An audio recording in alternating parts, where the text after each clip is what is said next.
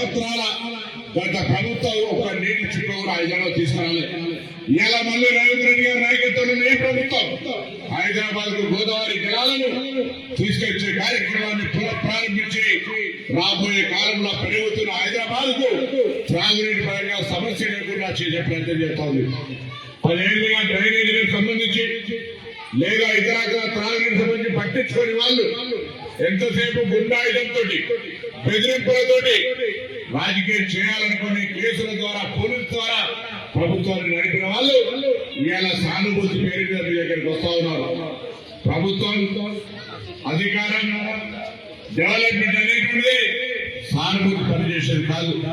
గతంలో కూడా నారాయణపేటలోనే పాలేరులోనే సానుభూతి మీద ఓట్లు అడిగితే మొన్న కంటోన్మెంట్ లో కూడా అక్కడ జరిగినటువంటి ఉప ఎన్నికల్లో అక్కడ ప్రజలు చైతన్యవంతులై కాంగ్రెస్ పార్టీ అభ్యర్థిని గెలిపించినారు.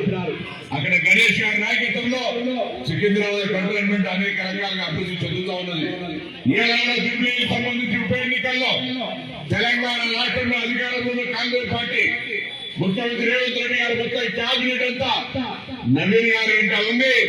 మీరు కాంగ్రెస్ పార్టీ అభ్యర్థి నవీన్ ఆశీర్వదించండి. తప్పకుండా కాంగ్రెస్ పార్టీ ఈ నియోజకవర్గంలో ఉన్నటువంటి అన్ని సమస్యల్ని పరిష్కరిస్తాం అనే విశ్వాసాన్ని జిల్లా ఇన్ఛార్జ్ మంత్రిగా ఉన్న మీ అందరికీ హామీ ఇస్తా ఉన్నా.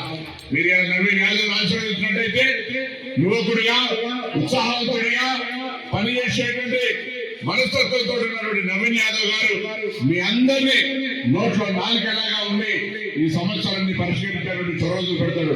ఆయన కన్నగా ఈ ప్రభుత్వం ఉంది. మరి మీరంతా ఆలోచనతో ఈరోజు కాంగ్రెస్ పార్టీ అభ్యర్థి నవీన్ గెలిపామని పేరున ఇందులో ఉన్నటువంటి అక్క చెల్లెళ్లకు అన్న తమ్ముళ్లకు తాతలకు అమ్మలకు నాయనులకు అందరికీ కూడా పేరున హృదయపూర్వకంగా విజ్ఞప్తి చేస్తా ఉన్నా. 11వ తారీఖు ఉదయమే సాయిరాం స్కూల్కి వెళ్ళి మీ అమూల్యమైన ఓటును చేతి గుర్తు చేయమని చెప్పి విజ్ఞప్తి చేస్తా ఉన్నా.